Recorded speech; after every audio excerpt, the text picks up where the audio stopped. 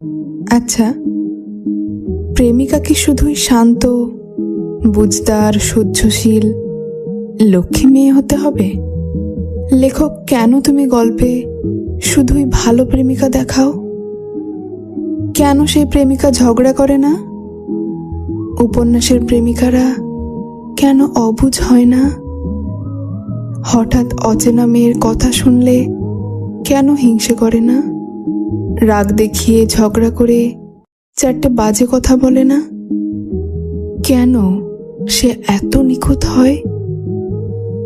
আচ্ছা, একটা অবুঝ, দস্যি, রাগী, বদমেজাজি, হিংসুটে মেয়ের বুঝি ভালোবাসা হয় না?